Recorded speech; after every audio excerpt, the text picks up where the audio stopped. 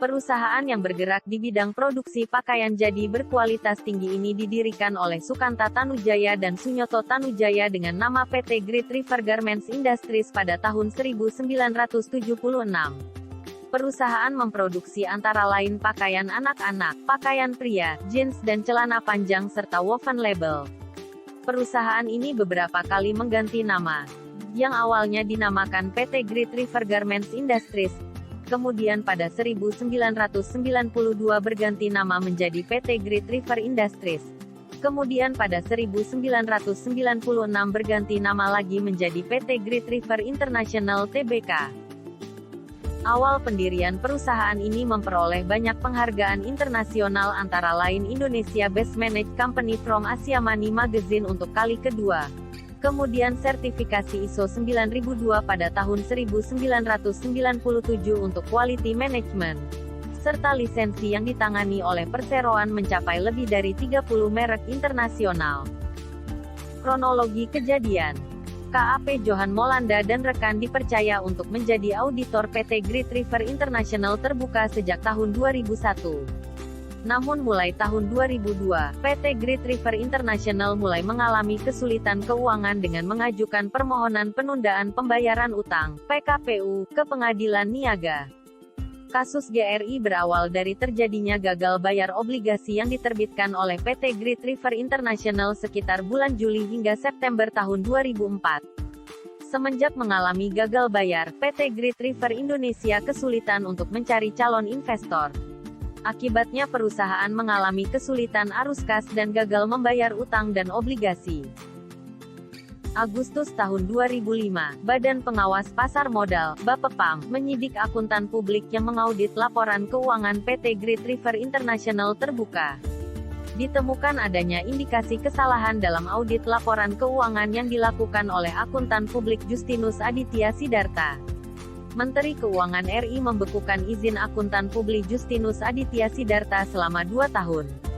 Adanya temuan auditor investigasi Arianto, Amir Jusuf, dan Mawar yang menemukan indikasi penggelembungan akun penjualan, piutang, dan aset hingga ratusan miliar rupiah. Bursa Efek Jakarta memutuskan untuk menghapus pencatatan efek pada perusahaan. Penyebab terjadinya kasus ini antara lain yang pertama adalah adanya kelemahan dalam pengendalian internal PT Great River. Pihak manajemen hanya merealisasikan sebagian kecil dana hasil penawaran umum, sedangkan selebihnya diduga diselewengkan oleh pihak manajemen. Kedua, window dressing dilakukan oleh pihak internal secara sengaja untuk mempercantik laporan keuangan demi menarik minat investor untuk berinvestasi. Selain itu, manipulasi juga dilakukan untuk menghindari sanksi pajak. Ketiga, akuntan publik kurang teliti dalam mengkoreksi kesalahan pada laporan keuangan. Akuntan publik menyatakan adanya overstatement penjualan adalah akibat penggunaan metode yang berbeda, padahal hal tersebut adalah kesalahan. Beberapa kejanggalan dalam pembukuan keuangan PT Great River International. Kantor Akuntan Publik Arianto Amir Jusuf dan Mawar melakukan proses audit investigatif atas PT Great River International. Audit atas transaksi umum, piutang usaha, penjualan mutasi kas dan bank serta pembelian. Sejumlah penyimpangan yang terjadi adalah: pertama, beberapa transaksi keuangan dengan PT Sentra Permata Karya bermasalah dan tidak dicatatkan dalam laporan keuangan Great River.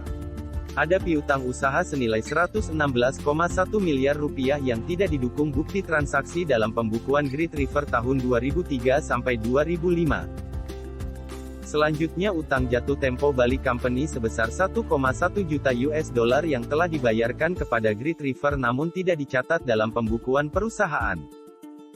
Itu kerjasama dengan Intervention Marketing untuk memasarkan produk Great River ke luar negeri malah merugikan alhasil membukukan saldo negatif. Lalu sebagian penjualan pada tahun 2003 dan tahun 2004 sebesar 305 miliar rupiah tidak memiliki bukti transaksi. PT Great River International memperkirakan jumlah kewajibannya yang telah dan akan jatuh tempo, di luar utangnya kepada Citibank, adalah sebesar 179 miliar US dollar. Sedangkan total aset yang dimiliki diperkirakan sebesar 1,6 triliun rupiah.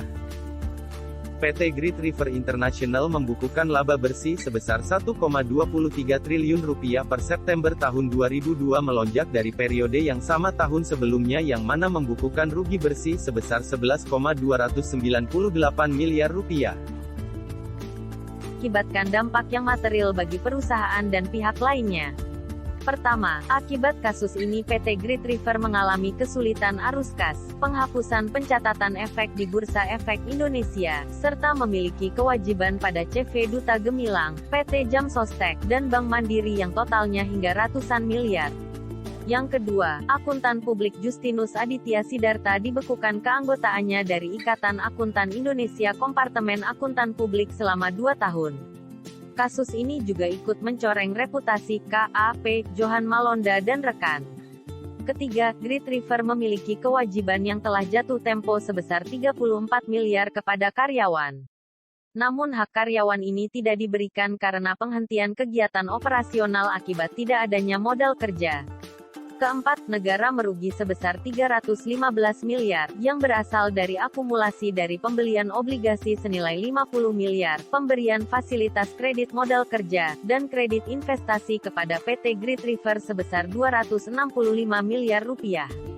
Terakhir pada perusahaan lain, Great River menyebabkan obligasi Bank Mandiri dinyatakan berstatus default dan kreditnya macet.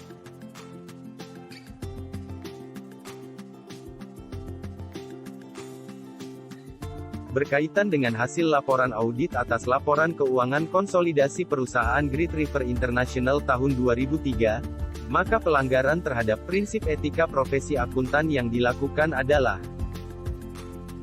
prinsip tanggung jawab profesi. Terkait dengan kasus PT Great River International dapat disimpulkan pelanggaran etika prinsip profesi akuntan yang dilanggar yaitu berupa pelanggaran tanggung jawab profesi untuk memelihara kepercayaan masyarakat pada jasa profesional seorang akuntan. 2. Prinsip integritas dan kepentingan publik. Pada kasus ini auditor dan selaku akuntan PT Great River International yaitu Justinus Aditya Sidarta lebih mengutamakan kepentingan pribadinya sendiri, yang berarti Justinus tidak melakukan tanggung jawab sebagai auditor untuk kepentingan publik. Dengan ini membuktikan bahwa Justinus tidak memiliki sikap tanggung jawab profesionalisme dan tidak memiliki integritas yang tinggi sebagai akuntan. 3. Prinsip objektivitas. Pada kasus ini PT Great River International melakukan pelanggaran dengan tidak berlaku adil dan memihak kepada salah satu auditor yang bekerja pada perusahaannya, karena PT Great River melakukan kerjasama dengan auditornya untuk memberikan keuntungan terhadap mereka. Di sini Justinus selaku auditor mengakui bahwa hal yang dilakukannya ini dilakukan secara sengaja karena ingin menambah nominal di beberapa aset untuk menghindari dugaan dumping. 4. Prinsip integritas. PT Great River International selaku perusahaan tidak memiliki integritas dalam menjalani kegiatan bisnis perusahaannya, sehingga mengorbankan banyak karyawan dan para investornya. Selain itu auditor pada perusahaan ini juga tidak berlaku sesuai kode etik karena telah melakukan penipuan atau kecurangan pada laporan keuangan PT Great River International. Selanjutnya, prinsip ataupun kode etik yang dilanggar oleh PT Great River International yakni terkait dengan prinsip kompetensi dan kehati-hatian profesional yang dimiliki. Justinus Aditya Sidarta selaku akuntan publik PT Great River International terbukti menyalahgunakan profesinya, yakni dengan tidak memberikan informasi yang kompeten dan komprehensif, sesuai dengan ketekunan ilmu yang dimiliki serta juga informasi-informasi yang berlaku pada saat ini. Oleh karena itu, dapat dikatakan bahwa Justinus masih belum dapat mematuhi prinsip kompetensi dan kehati-hatian profesional yang seharusnya dimiliki oleh seorang auditor. Yang keenam adalah terkait dengan prinsip kerahasiaan. Pada kasus ini, PT Great River International menerapkan kode etik kerahasiaan yang menyimpang dari aturan-aturan yang berlaku. PT Great River International menerapkan prinsip kerahasiaan, namun di dalam konteks yang berbeda.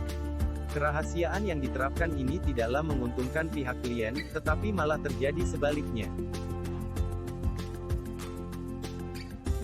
Selanjutnya, prinsip ataupun kode etik yang dilanggar oleh PT Great River International adalah terkait prinsip perilaku profesional. Pada kasus ini, tindakan yang dilakukan baik itu oleh perusahaan maupun auditor masih jauh dari kata profesional.